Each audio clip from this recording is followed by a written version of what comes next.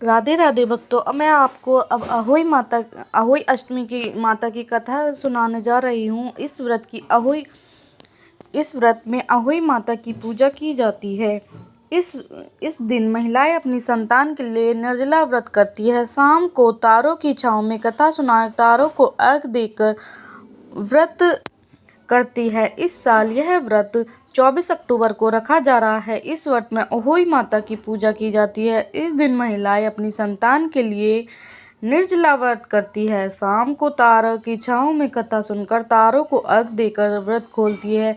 कई जगह तारे निकलने के बाद अहोई माता की पूजा शुरू होती है। पूजन से पहले पूजा वाली जगह साफ करके पूजा का चौका पूरकर एक लोटे में जल भरकर उसे कलश की तरह चौकी के एक कोने पर रखते हैं, फिर पूजा करते हैं।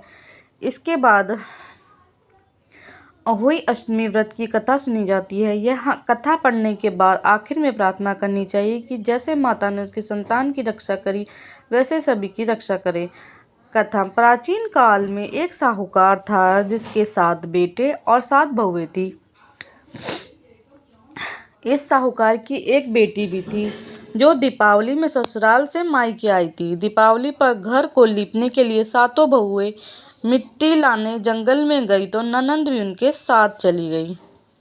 दीपावली से पहले कार्तिक बदी अष्टमी को 7 बहुएं अपने इकलौती नंद के साथ जंगल में मिट्टी लेने गई। जहां से वे मिट्टी खोद रही थी वहीं पर स्याऊ सेहे की मां थी। मिट्टी खोदते समय ननंद के हाथ से सेही का बच्चा मर गया। इससे क्रोध में आकर स्याऊ माता ने ननंद से कहा कि अब मैं तेरी कोख बांधूंगी। तब ननंद ने अपनी 7 भाभियों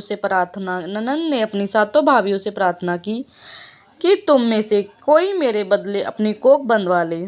सभी भाभियों ने अपनी कोख बंधवाने से मना कर दिया, लेकिन छोटी भाभी सोचने लगी, अगर मैं कोख न बंधवाऊंगी तो सासू जी नाराज होंगी। ऐसा विचार कर ननंद के बदले छोटी भाभी ने अपने को कोख बंधा ली। उसके बाद जब उसे जो बच्चा होता वह 7 दिन बाद मर जाता।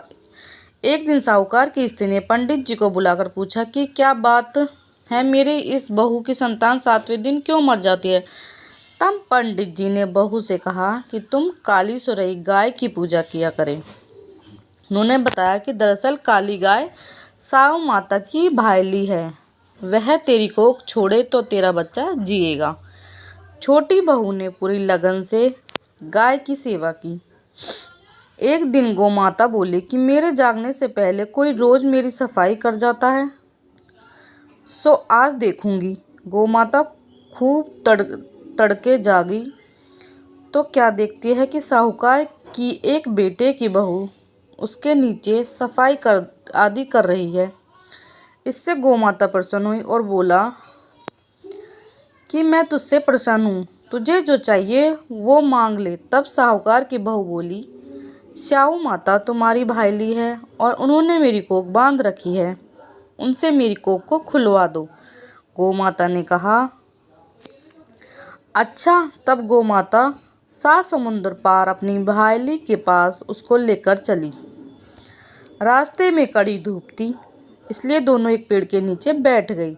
इतने में वहां एक सांप दिखाई दिया। उसी पेड़ पर गरुड़ पंखनी के बच्चे थे। सांप गरुड़ पंखनी के बच्चों को मारने लगा।